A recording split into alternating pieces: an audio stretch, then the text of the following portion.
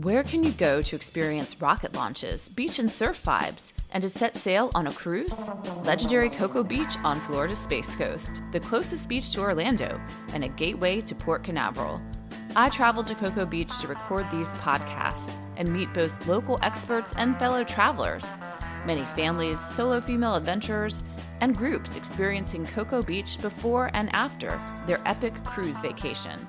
In the next 3 podcasts, we're taking you on a trip with the locals to this family-friendly, great American beach and combining food, outdoor adventure, and top tips for your pre- and post-cruise adventures. In this first podcast, we'll cover great food, hotels, and art, and beaches to discover, of course, including where to see those rocket launches. So let's set sail for Cocoa Beach. It's the Travels with Darley podcast, where we take you on location to experience top travels with the locals as our guides.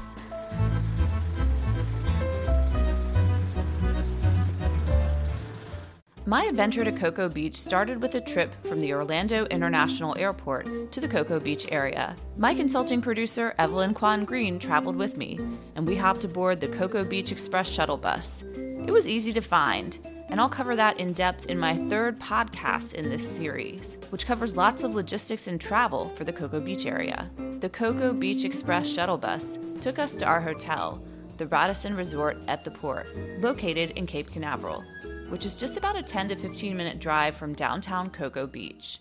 The shuttle works with a variety of hotels, like 4 Points, Cocoa Beach Suites. It can also be booked individually too, so if it's not included in your hotel or pre- or post-cruise package, you can book it on your own for a more wallet-friendly transfer. After arriving to the Radisson Resort at the Port, we got settled into the tiki bar and poolside vibes before heading to downtown Cocoa Beach to eat. With access to 72 miles of shoreline and lots of powdery sand, Cocoa Beach offers diverse dining options, many of them right along or steps away from the beach. Places like Longboard's Tiki Beach Grill and Castaway Beach Bar bring beachside tiki vibes. And you can find lots of local seafood, craft beer haunts, wine bars, and casual and upscale dining, along with longtime locals' favorites like Coconuts on the Beach. Most of all, dining here, as most people in Cocoa Beach would describe the area, is comfortable. A top locals hangout is 4th Street Fill-In Station in Cocoa Beach, where you can find an extensive craft beer menu alongside tacos, vegetarian and gluten-free dishes, a house-made ice cream bar, and indoor and outdoor seating to fit every mood. As the name alludes, it's located in an old mobile gas station. Oh, this was an old gas station, had a beautiful oak tree in the backyard, and we just decided to make it, like it was our backyard at home, super comfortable, super enjoyable, a lot of landscaping, a lot of shade. We get the ocean breeze, so it stays cool most of the time. That's Daniel Todd, 4th Street's owner and a restaurant entrepreneur, who sat down with me to share the inspiration behind this innovative and popular restaurant and gastropub, which offers breakfast, lunch, dinner, and dessert, just a block and a half from the ocean in downtown Cocoa Beach. We had a bunch of tools that were left over at this place, so we used that to make tables and used it in some of our design and some of our detail work. We have shelves made of old tools and car parts, and a couple of the main tables in the dining room are made out of the car lifts that were here that we modified and did some custom art, kind of customization to the inside of the table. So we just tried to keep with the service gas station kind of theme. On my visit, the staff is getting set up for a graduation party under the shade of the 100-year-old oak tree out back. The menu is set up so we can, have a 5-year-old's birthday party, and then later we can have a 75-year-old's birthday party. So we have, something for all the generations. So we're a big spot for celebrations and family gatherings, when there's kids and elders and young and old, so it's kind of neat. One of their best sellers is the mahi tacos, but many families with food sensitivities also flock to this Cocoa Beach establishment because the menu caters to them. We smoke a lot of our own meat, so we smoke pork, and our wings, we're known for our chicken wings. They're smoked and then grilled. So people love those, but we have a big menu, diverse menu. We've tried to make it smaller, but people love it. So it's hard to get rid of items when people love everything. And you have plant-based stuff as well? Yeah, yep. A lot of plant-based menus, probably 20% of our menus may be plant-based. How many beers do you have? Usually between around 120, and that fluctuates. A sweet gray hound dog is chilling by the bar while his owner contemplates which beer to try. Dog friendly. Yeah, we've had some people bring chickens in and bunnies and pigs, so we kind of have to like dogs only typically. I saw a chicken out on the road last night. Yeah, like a guy with a chicken. Yeah. Yeah. Yeah, All that's right. probably the same guy. Okay. Outside, I get to meet Daniel's daughter, who is definitely the apple of his eye, before diving into a meal, and of course, a beer, so I can give a thorough review. The 4th Street Smash Burger, really good. chicken and waffles, corn on the cob rolled in sriracha mayo and sprinkled with chili powdered cheese, cilantro, and lime, You definitely need to try are that. just a few of the specialties which catch my eye. The chicken and waffles are super tasty. If you've ever been to Belgium or know about Liège, you'll know that this style of Belgian waffle, which originates from the Liège area of Belgium, comes encrusted in sugar. And I'm impressed that it's a Liège style of waffles, topped with chicken here, that makes the menu. It's complemented by spicy maple sriracha syrup, cinnamon butter, and powdered sugar. As I look around 4th Street Fill-In Station, I see a variety of cool art on the walls. Looks like it's made from old pieces of plastic and other items, sort of in a collage. Daniel tells me that this art is actually made from trash recovered from the beaches and area waterways. A local artist decided to make this trash into treasures. That artist is Corey Redwine, who is my next stop on this adventure. Daniel makes a call and we're off in an Uber not far from Cocoa Beach to Merritt Island. It's located between Cocoa and Cocoa Beach on Florida's central east coast, and it's home to NASA's Kennedy Space Center, a national wildlife refuge, and a place where people can take those nighttime bioluminescent kayaking tours. Corey Redwine has her home studio there. Corey started turning trash into art a few years ago. Her home is eclectic, with chickens, a pet pigeon, and a very cute dog. We head out back by the water to a colorful picnic bench to hear more about her story, and where in Cocoa Beach you can find her art. I started with walking the beaches, and my husband's a marine artist. I'd pick up trash while we were getting our exercise in, and I started realizing that there were like some fun little plasticky pieces, so I'd wear a little belly bag and keep like the good trash, if you will. And Derek one day was like, babe, why don't you make something with it instead of bringing it home and putting it in the trash and the whole landfill. The pieces Corey collects end up being reused and recycled, and you can find them in restaurants throughout the Cocoa Beach area, including 4th Street Fill-In Station. You can go to Rising Tide. I have a really nice piece in there, Rusty's in the port.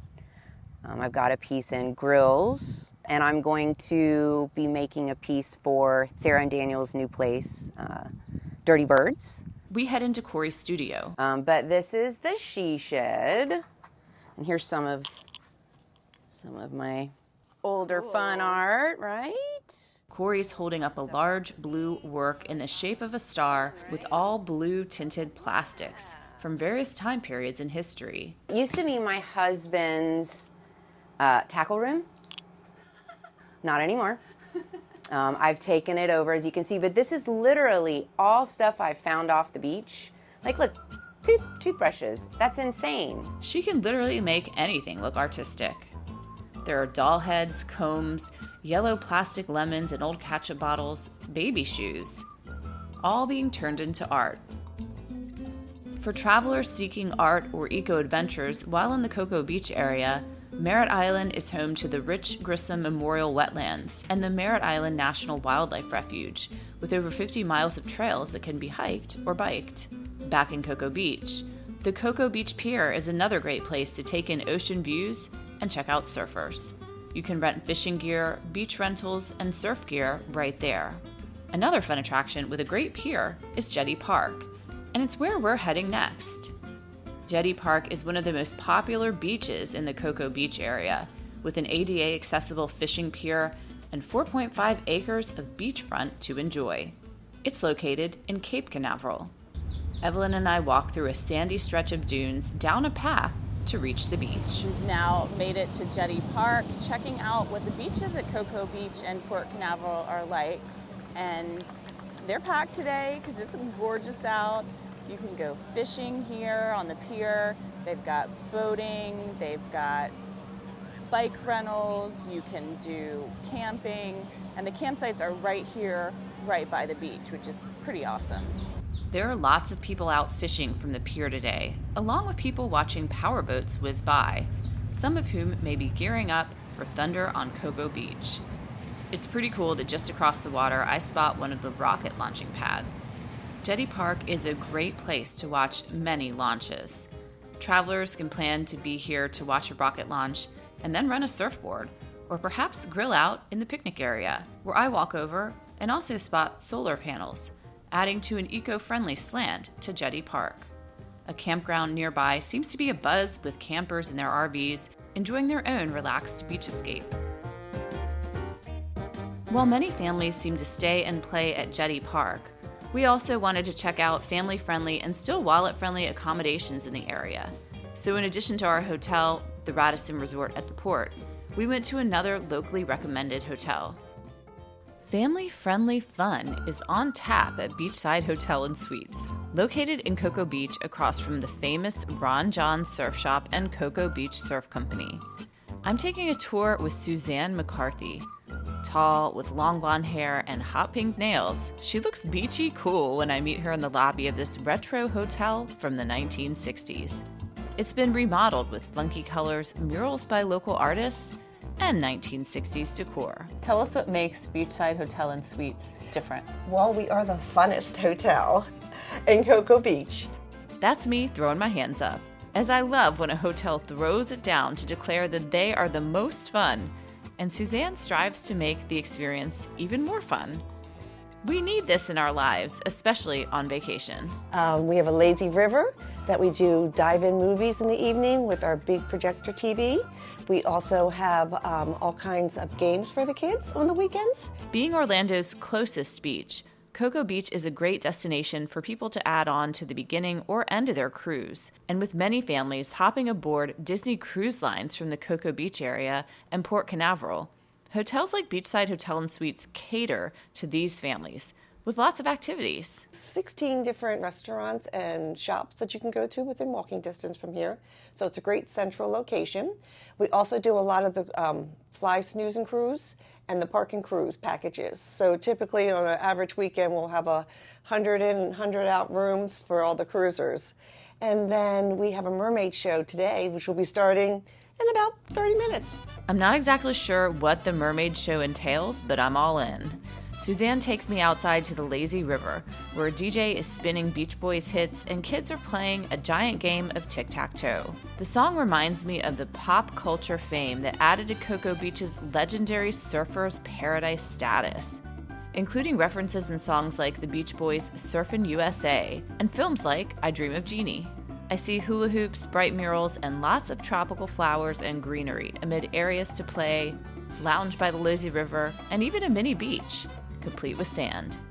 We step over to the tiki bar area and head inside the duck dive bar, whose windows are lined with yellow duckies outfitted with Hawaiian necklaces. Inside is a large black and white photo showing what the old 1965 motel used to look like, and it's the perfect place for me to grab a tall, frosty drink. I noticed that it's not just families here, but other groups and even meetings staying at Beachside. With a very tall drink in hand, I head out to rest in one of the large orange, red, or teal Adirondack chairs amid the sand, listening to the DJ spin tunes and literally taking a trip back in time. I awake from a mini rest to hear that the mermaid is on her way to the pool. A man in a beach-themed button-down and sunglasses is wheeling her over on a low cart, low enough so she could slide right from it into the pool water. With her long blonde hair, bright pink top, and iridescent mermaid fins, she's ready for her pool plunge. About 8 or so kids swim over to greet her, relegating their inner tubes to the wilds of the lazy river. I can certainly see why families want to stay here pre or post-cruise.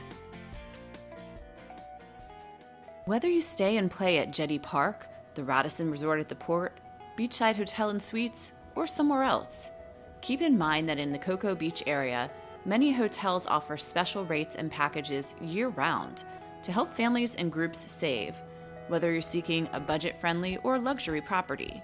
If you're a veteran or AARP member, or work through your travel advisor, you can also find special perks on amenities or other deals. The Snooze and Cruise package, which includes a one-night stay at participating hotels and round-trip transportation to the nearby Port Canaveral for cruises, is also popular for pre- and post-cruising adventures. Stay tuned for our next Legendary Cocoa Beach podcast, where we're exploring downtown with the locals and other adventures and events in the Cocoa Beach area. And our final podcast will break down your best travel logistics with travel hacks for pre- and post-cruising. Thanks for listening. Now it's time for me to get a frosty coconut drink back at Coconuts on the Beach. I'll see you next time.